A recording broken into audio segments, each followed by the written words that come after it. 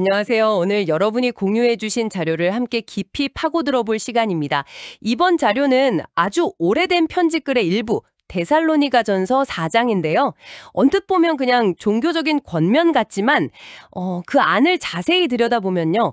일상생활, 또 공동체, 그리고 미래에 대한 희망을 어떻게 연결할 것인가에 대한 정말 놀랍도록 구체적이고 실용적인 지침들이 담겨 있더라고요. 맞습니다.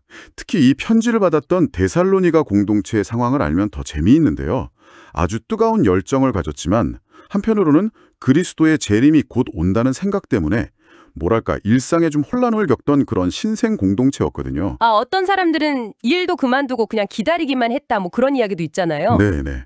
바로 그 배경을 알고 보면 오늘 우리가 나눌 이야기들이 훨씬 더 생생하게 다가올 겁니다. 좋습니다. 그래서 이번 탐구의 목표는 이 고대 문서가 제시하는 의미 있는 삶의 세 가지 기둥을 살펴보는 건데요.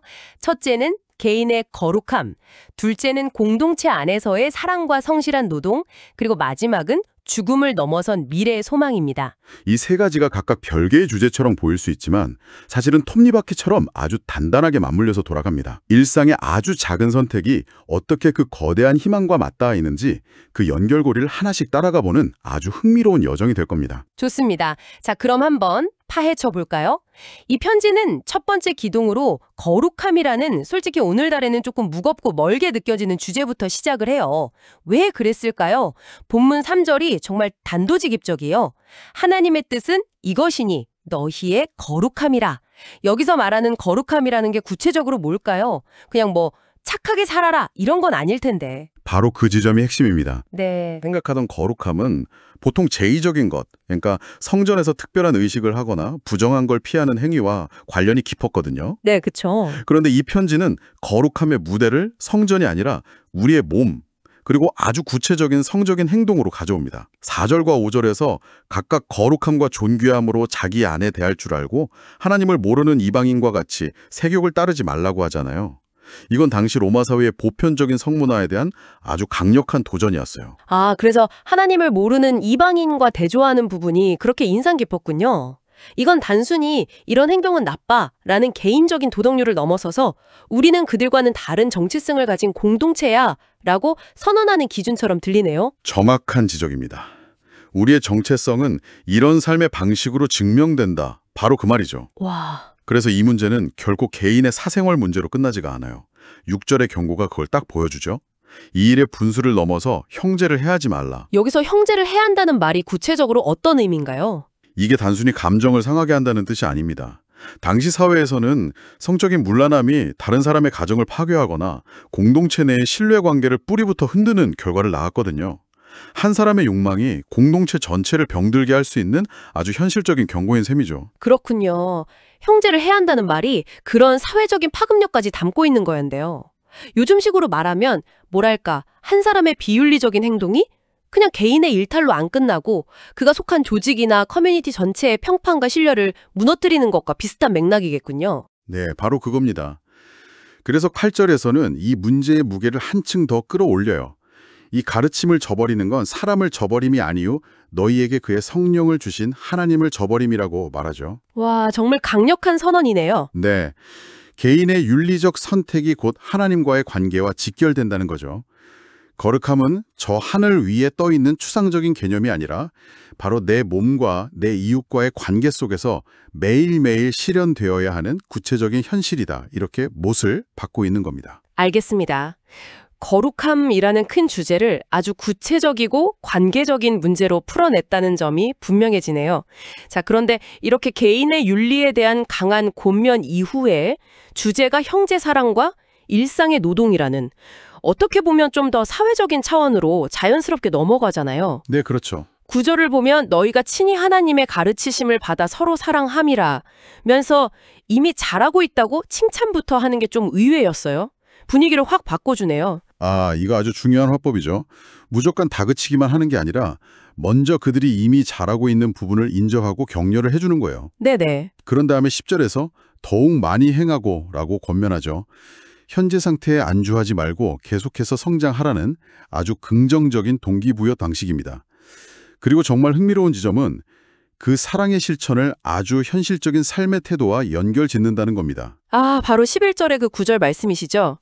또한 너희에게 명한 것 같이 조용히 자기 일을 하고 너희 손으로 일하기를 힘쓰라. 솔직히 처음 이 부분을 읽었을 때는 좀 뜬금없다고 생각했어요. 왜 갑자기 형제사랑 이야기를 하다가 조용히 일하라는 말이 나올까? 이게 어떻게 연결되는 걸까요? 아주 예리한 질문인데요. 저는 혹시 아까 말씀드린 것처럼 그 재림이 곧 온다고 일도 안 하고 무작정 기다리던 사람들이 있어서 그들을 겨냥한 말이 아닐까 하는 생각도 좀 들었거든요. 네, 맞습니다. 실제로 많은 학자들이 바로 그 배경을 지적하죠.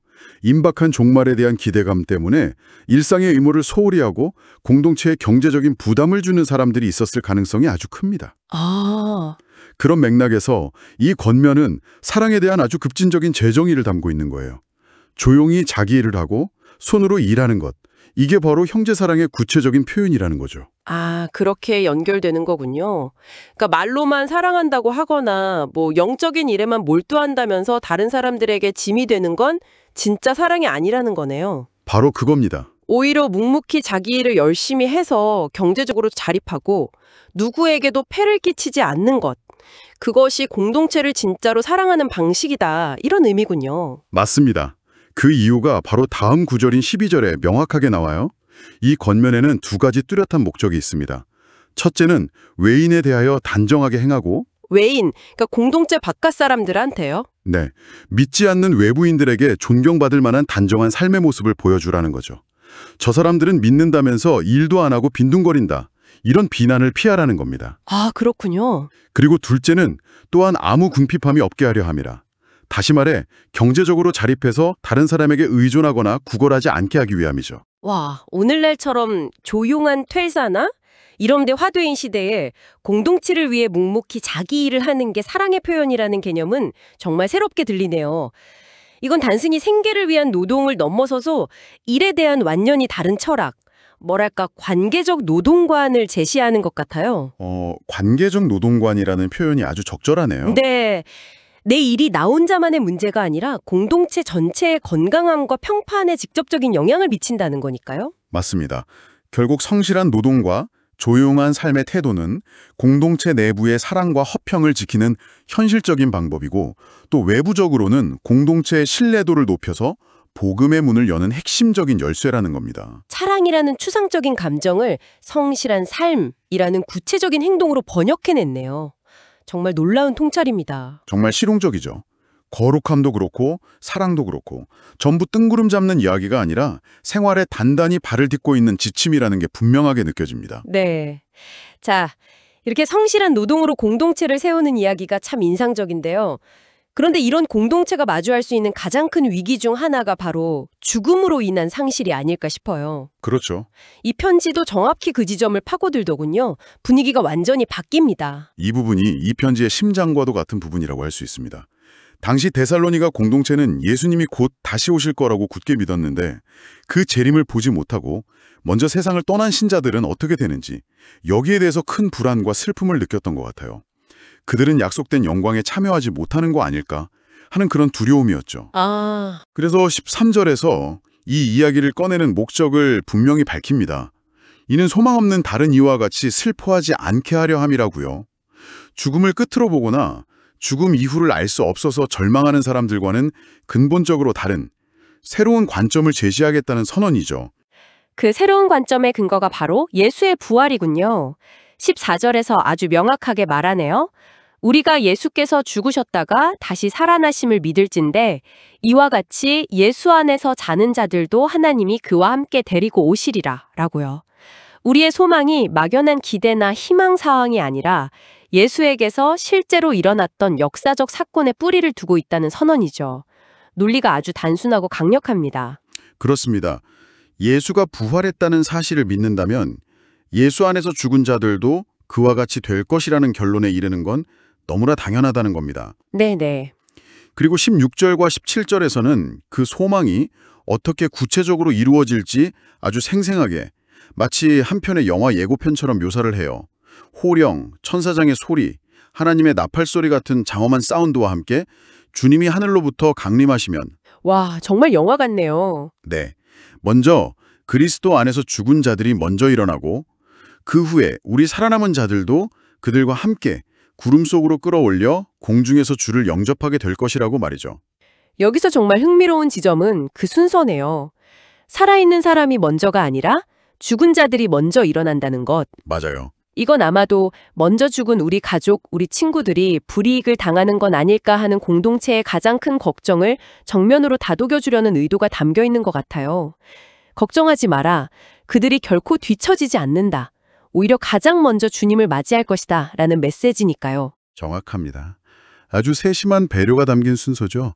이 구체적인 묘사는 미래에 대한 시간표를 제공하려는 게 아니에요. 아, 그런 게 아니군요. 네. 슬픔에 잠긴 사람들에게 두 가지 확실한 소망을 심어주기 위한 겁니다.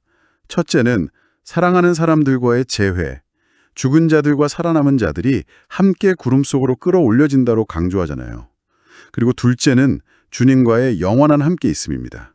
재회와 영원한 함께 있음. 네. 이별과 죽음으로 인한 슬픔을 겪고 있는 사람들에게 이보다 더 큰 위로가 있을까요? 마치 마라톤 선수가 결승선이 저 앞에 있다는 걸 알기 때문에 지금 다리가 아파도 계속 뛰는 것과 같습니다. 그 결승선에서의 재회와 완성에 대한 소망이 현재의 슬픔과 고통을 이겨낼 힘을 주는 거죠. 그러네요. 그래서 18절은 그러므로 이러한 말로 서로 위로하라는 아주 따뜻한 권면으로 끝을 맺는군요. 이 거대한 미래의 그림이 단순한 교리가 아니라 현재의 슬픔과 불안을 이겨낼 실질적인 힘, 서로를 격려하고 일으켜 세우는 공동체의 언어가 되어야 한다는 뜻이겠습니다. 자, 오늘 나눈 이야기를 한번 정리해 보겠습니다. 오늘 살펴본 이 오래된 편지는 정말 놀라운 구조를 가지고 있네요.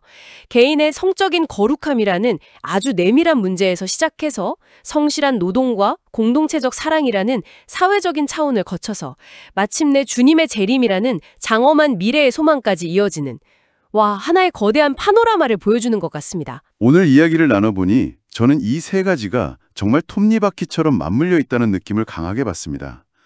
미래에 대한 확실한 소망이 있기 때문에 현재의 유혹 많은 삶을 거룩하고 성실하게 살아야 할 이유가 생기는 거죠. 아, 그렇죠. 또 반대로 그렇게 거룩하고 성실하게 살아가는 하루하루의 삶이 없다면 그 미래에 대한 소망은 그냥 공허한 구호나 자기 기만에 그칠 수밖에 없겠죠. 네. 어떻게 살 것인가와 무엇을 기다릴 것인가는 결코 분리될 수 없는 동전의 양면과 같은 질문인 셈입니다. 일상과 영원히 만나는 지점이라는 생각이 듭니다. 추상적인 믿음이 아니라 내 몸을 지키고 내 손으로 일하고 내 이웃을 사랑하고 또 슬픔 속에서도 서로를 위로하는 구체적인 삶의 모습으로 그 모든 것이 나타나는군요.